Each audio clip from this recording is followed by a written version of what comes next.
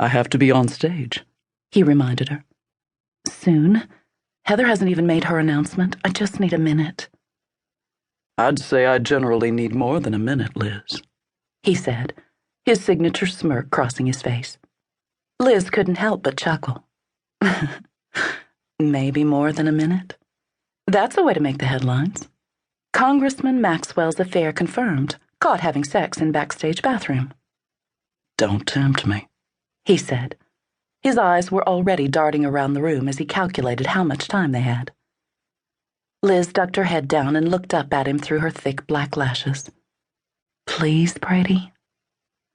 Oh, you know how much I like when you beg. Brady immediately started walking toward a small back room. Not a bathroom, at least. That was a relief. There were a few people in the room crowding around a computer monitor and talking among themselves. Brady's appearance made them jump out of their seats. How can we help you, Congressman Maxwell?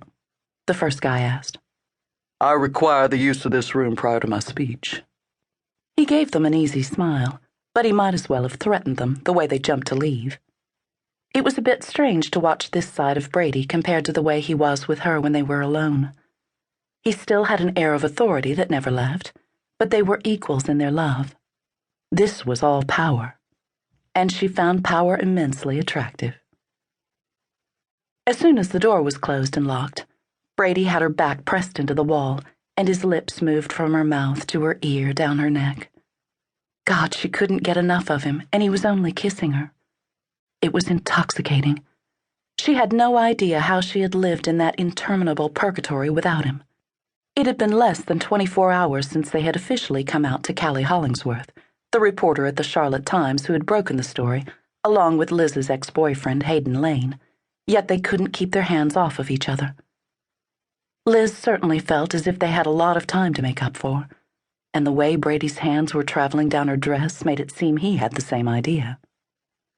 Reckless or not, Liz wanted Brady, and she wanted him right now. God, baby, I missed you, Brady groaned.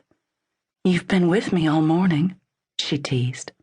Not the way I wanted. He pulled her back from the wall and walked her toward a chair that he kicked out from under the table. His eyes were full of mischief as he started undoing his pants. We don't have much time. You're serious? She asked, a bit surprised that he wanted to go through with this right here, right now. But Brady wasn't someone to deny himself what he wanted. And there wasn't any real danger of them getting caught. At least not by a reporter, which was all that mattered. Plus, she had never been good at turning him down, and her body was already aching for him. Brady smirked at her. Baby, I never joke about wanting you. He loosed himself from his boxer briefs and took a seat facing her. She took a step toward him and his hands moved to the hem of her modest knee-length skirt. Pushing it up around her waist, he tugged her thong off and moved her so that she straddled him. Her heart was already racing. It hadn't been long since they had been together at Brady's lake house, but already she couldn't get enough of him. Every time she was with him, it was a new, unbelievable experience. Every time was better than the next. Every time reminded her that it was worth it to be with him. In the end, he was what made her happy. Brady moved her hips so that she was hovering over him, and she leaned forward so her hands rested on his shoulders. She wanted to grab onto his hair and use it for leverage, but thought that might be a dead giveaway when they left. Her head tilted back when she felt him enter her. A moan caught in her throat as he pushed her body the rest of the way onto his dick. "Oh, God," she murmured. His thumb trailed along her bottom lip, and her tongue flicked out and licked it. Fire lit up his eyes.